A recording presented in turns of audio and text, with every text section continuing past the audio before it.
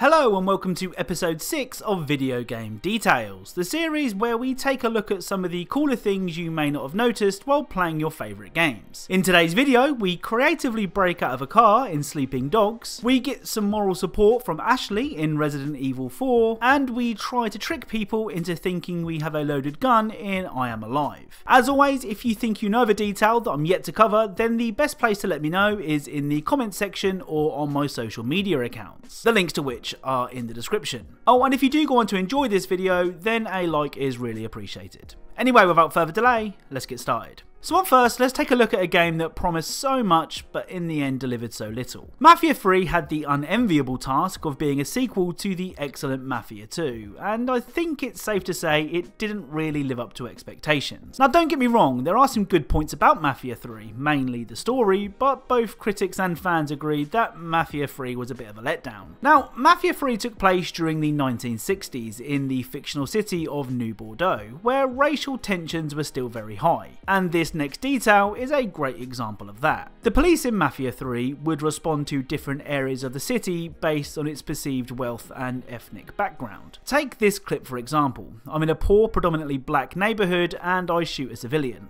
Listen to the police response. Get down! Get down! He's got a gun! Shit!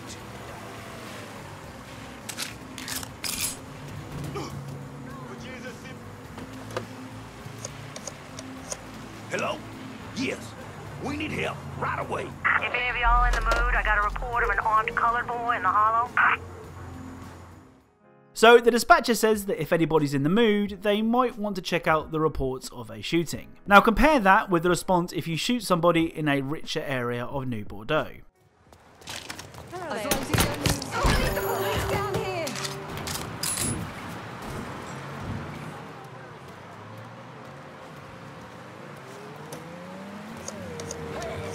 Y'all need to get down here right away. Be advised, we've got an armed colored male spotted in Frisco Fields. All units converge. So after shooting someone in a much more affluent area of the city, the dispatcher says that all units must converge to that location. It's a great detail and shows just a small amount of the prejudice that minorities had to deal with at the time. So up next is a game that I'd be surprised if a lot of you have heard of. I'm Alive is an action-adventure survival game developed by Ubisoft Shanghai. You play as an unnamed survivor who attempts to track down his wife and daughter after something called The Event destroyed most cities, leaving a cloud of dust behind. It's a typically bleak game with some interesting ideas, but it definitely does feel rough around the edges. Something that this game does do well is the combat. It's not a typical run and gun game or even a melee based system, instead it's almost like a game of poker, with you attempting to call your enemies bluffs. Take this clip for example, where I approach 3 enemies. What? Hello? We don't like being surprised by out-of-town guests. Come back! Hey, wait, no! I'm not worth a bullet! Don't shoot! I'll do whatever you say. Please, please! That's an empty gun. You made a big mistake. So after clearing up the first 2 guys, the last man left begs for his life as he thinks I have a loaded gun. It's only when I pull the trigger, revealing that the gun is actually empty, does he react and charge at me. I know a couple of games have a system similar to this, but I Am Alive was the first game that I remember seeing it in. Time for something a little smaller in scale now, but still impressive nonetheless. The older Scrolls Skyrim is known to be a massive game with loads of things to see and do, but this detail could be demonstrated on something as small as a puddle. If you use a fire spell on water, the water will do this.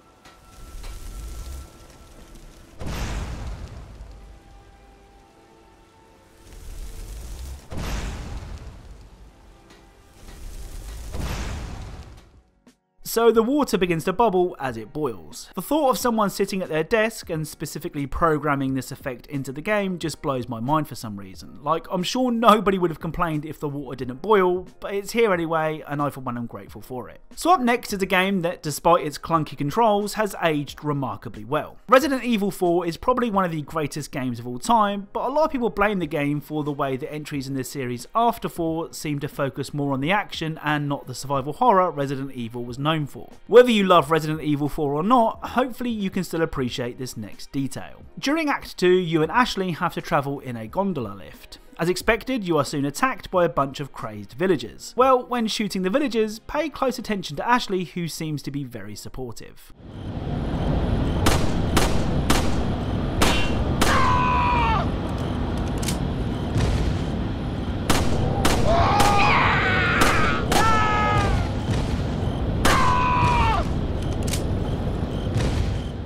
So each time you shoot a zombie, Ashley does a little fist pump to celebrate. I must have completed Resident Evil 4 at least 7 times over the years, but I've never noticed this small detail before. Speaking of a game that has aged really well, Half-Life 2 is amazing. I cannot believe that this game released in 2004. Again, it's a game that I've completed multiple times, but coming back to it for this video, it felt like my first time playing all over again. It didn't hurt that even on my 8th playthrough of the game, I'm still finding things that I didn't know about before. Take this next clip for example. In episode 2, you can find this.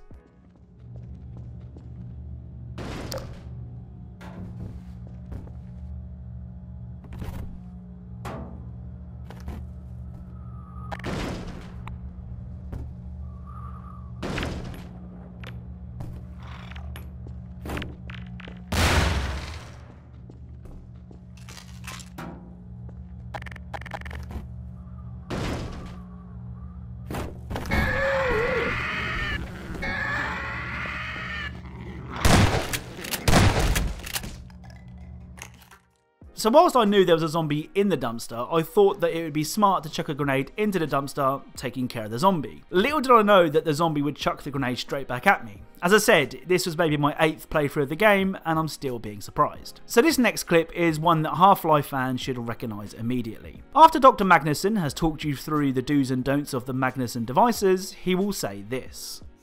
Had enough? Your car is fueled and ready to go. Now, every building in the valley has its own dispenser port, so you'll have ample supply of explosives.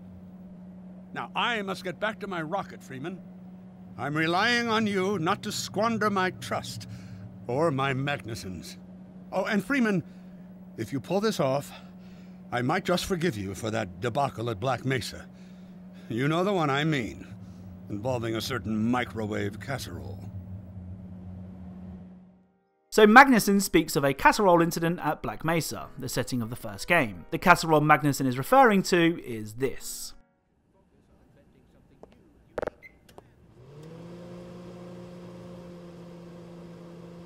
Good heavens! What the hell?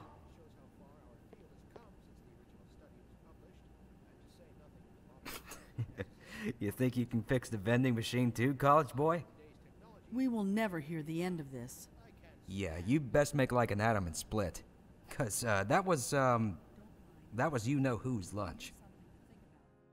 I've mentioned how I love callbacks like this in video games before, so I had to include this one here. So sticking with Half-Life now, but this time we're taking a look at the Half-Life 1 fan remake, Black Mesa. It really is incredible what this dedicated group of fans, known as the Crowbar Collective, have managed to achieve with this game. Now this detail is one of those moments in games that I really wasn't expecting. I was recording some background footage for a future video, and I noticed that when zombies were lit on fire, this happened.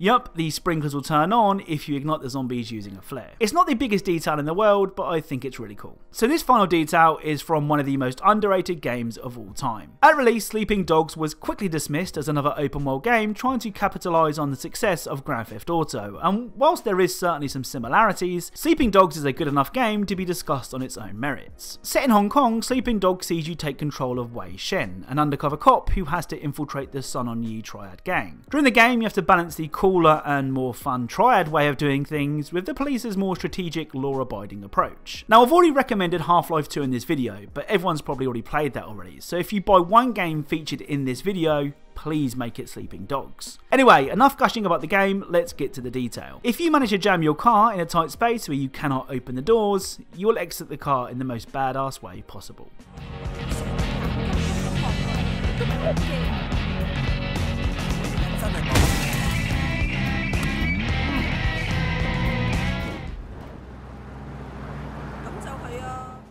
So that's it for today's video. If you did enjoy it, then a like is really appreciated, and if you're a fan of this series, then be sure to check out the cool video game details playlist on my channel. As mentioned, if you think you know of a detail that I'm yet to cover, then please let me know in the comments section or on my social media accounts. Thank you all very much for watching, and I'll speak to you all soon.